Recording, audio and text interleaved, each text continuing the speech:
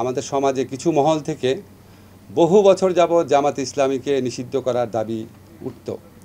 বহু বছর যাবৎ, আমি ঠিক বেঠিক ওখানে যাচ্ছি না। আপনারা জানেন যে জামাতকে আওয়ামী লীগ একটা বিশেষ সময়ে একটা বিশেষ উদ্দেশ্যে নিষিদ্ধ করেছিল। সেই নিষেধাজ্ঞা প্রত্যাহারের আবেদন করেছিল জামাত ইসলামী।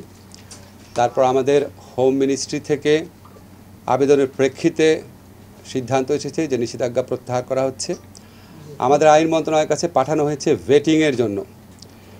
ভেটিং মানে হচ্ছে টেকনিক্যালিটিস দেখা, নিষেধাজ্ঞা প্রত্যাহারের যে কাগজটা আছে সেখানে শব্দ চয়ন ঠিক আছে কিনা, ভাষা চয়ন ঠিক আছে কিনা, আইন অনুযায়ী কিনা। আমাদের আইন মন্ত্রণালয়ের এই ক্ষেত্রে কোনো নীতিগত সিদ্ধান্ত নেওয়া বা না নেওয়ার অবকাশ নাই। এখন আপনারা বলতে পারেন যে জামাতের নিষেধাজ্ঞা প্রত্যাহারের ব্যাপারে স্বরাষ্ট্র মন্ত্রণালয় যে সিদ্ধান্ত নিয়েছে এটা প্রেক্ষাপটটা কী। আপনারা সবাই জানেন যে আমাদের সমাজে কিছু মহল থেকে বহু বছর যাবৎ জামাত ইসলামীকে নিষিদ্ধ করার দাবি উঠত। বহু বছর যাবৎ, আমি ঠিক বেঠিক ওখানে যাচ্ছি না। আওয়ামী লীগ কখনোই এটা করে নাই, কখনোই করে নাই। 15 বছর ক্ষমতা আছে, কখনোই করে নাই। তারপর তারা এমন একটা বিশেষ মুহূর্তে এটা করেছে যেটা তখন ছাত্র জনতার বিপ্লব চলছিল, গণ অভ্যুত্থান চলছিল।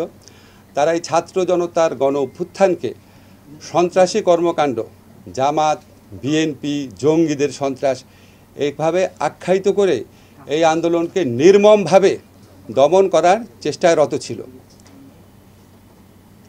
নির্মমভাবে দমন করার চেষ্টায় রত ছিল, এটা বহু প্রমাণ আপনারা বহুভাবে পেয়েছেন। এবং আমাদের স্বরাষ্ট্র মন্ত্রণালয়ের পক্ষ থেকে পরীক্ষা করে দেখা হয়েছে তারা যে সন্ত্রাসী হিসাবে জামাত, বিএনপি, জঙ্গিকে আখ্যায়িত করেছিল, ওই ন্যারেটিভের পার্ট হিসাবে তারা জামাতকে সন্ত্রাসী সংগঠন হিসাবে হঠাৎ করে ঘোষণা করে একটা প্রজ্ঞাপন জারি করে। তা আমরা তো আওয়ামী লীগ যে ছাত্র জনতার গণবিপ্লবকে সন্ত্রাসী কর্মকাণ্ড বলতে চেয়েছে সেই ন্যারেটিভের পার্ট তো আমরা হতে পারি না। আমরা মনে করি আওয়ামী লীগ কোনো নীতিগত অবস্থান থেকে জামাতকে নিষিদ্ধ করে নাই। আওয়ামী লীগ রাজনৈতিক অপকৌশলের জন্য ছাত্র জনতার বিপ্লবকে নির্মমভাবে দমন করার জন্য এই ইস্যুটাকে এইভাবে ব্যবহার করেছিল। তা আমরা ছাত্র জনতার গণ অভ্যুত্থানে পরাজিত এবং প্রত্যাখ্যাত একটি দলের অন্যায় ন্যারেটিভের পার্ট হতে পারি না। এটাই হচ্ছে আমাদের বক্তব্য। এবং আমাদের স্বরাষ্ট্র মন্ত্রণালয় থেকে তারা পরীক্ষা নিরীক্ষা করে দেখেছে আওয়ামী লীগের পক্ষ থেকে ছাত্র জনতার গণবিপ্লবকে যেভাবে সন্ত্রাসী কর্মকাণ্ড আখ্যায়িত করা হয়েছিল, জঙ্গি কর্মকাণ্ড আখ্যায়িত করা ছিল, এটার পার্ট হিসাবে জামাতকে নিষিদ্ধ করা হয়েছিল। এই ন্যারেটিভটা সত্যি না, সেটা ছাত্র জনতার বিপ্লব ছিল। ছাত্র জনতার বিপ্লবকে সন্ত্রাসী হিসেবে আখ্যায়িত করা, কর্মকাণ্ড হিসেবে আখ্যায়িত করা, সেটা একদম দলের উপর চাপিয়ে দেওয়া, তাকে নিষিদ্ধ করা, আমরা এই মিথ্যা ন্যারেটিভের পার্ট হতে পারি না। এটা হচ্ছে আমার বক্তব্য। ঠিক আছে, বলেন, এই ইস্যুতে প্রশ্ন করেন, অন্য কোনো ইস্যু না। এই ইস্যুতে করছে সেটা হলো আপনি একটা আইন প্রতিষ্ঠান হিসাবে বিষয়টাকে প্রেক্ষাপটটা তো আপনি বললেন, এটা কিভাবে দেখছেন? জামাতের শিবিরের রাজনীতি নিষিদ্ধ করার জন্য দীর্ঘদিন দেশের মানুষেরই তো একটা দাবি ছিল। সেই বিষয়টা যদি আমরা এইটাও বাদ দিই, সেই ছাত্র জনতার আন্দোলন, দেশের কোন মানুষের দাবি ছিল? সেটা আপনি তো বলছিলেন যে এরকম একটা দীর্ঘদিন। আপনি বলেন, আপনি তো প্রশ্ন করছেন কোন মানুষের দাবি ছিল। আমি তো বলেছি কিছু মানুষের।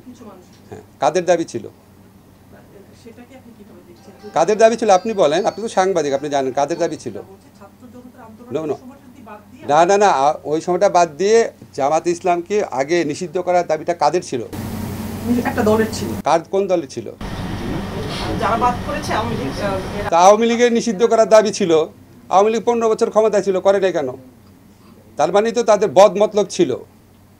15 বছর তারা ক্ষমতায় ছিল, তাদেরই সহযোগী সংগঠন বিভিন্ন মহল থেকে তারা এই ধরনের দাবি তুলেছে। আবার আমরা অতীতে দেখেছি আওয়ামী লীগ জামাতকে সাথে নিয়ে 1986-এর ইলেকশনে গেছে।